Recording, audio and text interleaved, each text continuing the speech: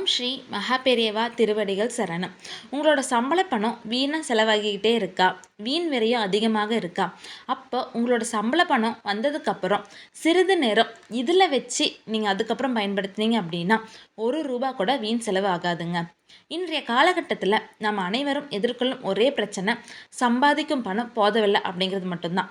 என்னதான் நாம் சிக்கனமாக வாழ்ந்தாலும் மருந்து செலவுகள் என வரும்பொழுது பணம் வீண் விரயம் ஆகி கொண்டே இருக்குதுங்க. இதனால் குடும்பம் நடத்துவதற்கு பணம் இல்லாமல் நாம் கடன் வாங்கும் நிலைக்கு தள்ளப்படுறோம். இப்படி தான் பலரும் சிக்கலில் சிக்கி தவிக்கிறாங்க. பணத்தை சேமிப்பதற்கு முதல்ல நாம் வீண் விரயம் செய்வதை தவிர்க்கணுங்க. நம்ம வேணும்னே செய்ய மாட்டோம், ஆனால் ஏதாவது ஒரு செலவு நமக்கு வந்துக்கிட்டே தாங்க இருக்கும். சம்பாதிக்கும் பணம் நல்ல முறையில் செலவழித்தாலே அது நமக்கு நல்ல சேமிப்பிற்கான வழியை நமக்கு தேடித்தருங்க. அப்படி நாம் வாங்கும் பணம் செலவழியாமல் பல மடங்கு பெருக ஒரு அருமையான பரிகாரத்தை பற்றி தாங்க இப்போது இந்த வீடியோ பதிவில் நம்ம பார்க்க போகிறோம். அந்த காலத்தில் எல்லாம் பணம் வீட்டிற்கு வந்தவுடன் அந்த பணத்தை சாமியின் முன்பு வைத்து விளக்கு ஏற்றி வழிபட்ட பின்னர் தான் பணத்தை எடுத்து செலவு செய்வாங்க. இதுதான் பணத்தை சேமிப்பதற்கான முதல் வழி அப்படின்னு கூட நம்ம சொல்லலாங்க.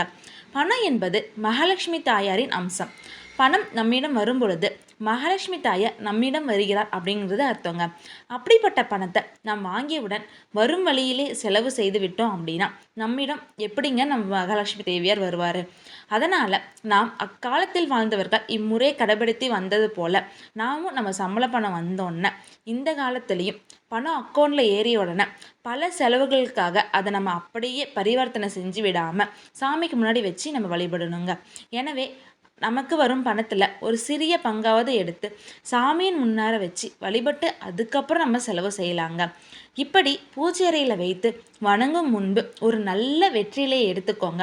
அதில் சிறிதளவு பச்சை கற்பூரம், ஒரு கைப்பிடி துவரம்பருப்பு வச்சு அதை அந்த பூஜை அறையில் வச்சு அதன் மேல் நீங்கள் வாங்கி பார்த்துருக்கீங்களா அந்த சம்பள பணத்தை வச்சு விளக்கேற்றி வணங்கிய பிறகு பணத்தை வேறு எந்த காரியத்திற்கு நீங்கள் செலவழித்தால் நீங்கள் செலவழிக்கும் பணத்தில் ₹1 கூட வீண் விரயம் ஆகாதுங்க.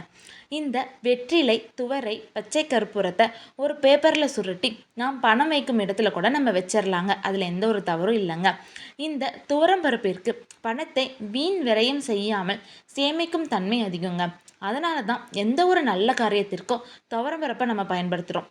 அன்னபூரணி தாயாரை வீட்டில் வச்சு வணங்குபவர்கள் அரிசிக்கு பதில் துவரம்பருப்பனை வச்சு வணங்கினீங்க அப்படின்னா ரொம்பவும் சிறப்பானதாக இருக்குங்க. நாம் எந்த அளவுக்கு பணத்தை சேமிக்கிறோமோ அதை விட முக்கியம் பணத்தை வீண் செலவு ஆகாமல் பார்த்துக்கிறது தாங்க. வீண் செலவு என்பது நம்மையும் மீறி உண்டாகுமே தவிர நம்மளால் உண்டாக்கப்படுவது இல்லைங்க. அதனால் வீண் செலவு இல்லாமல் நல்ல முறையில் பணத்தை சேமித்து நல்வாழ்க்கையை நம்ம வாழலாங்க. ஹரஹர சங்கர ஜெய ஜெய சங்கரா, ஹரஹர சங்கர ஜெய ஜெய சங்கரா.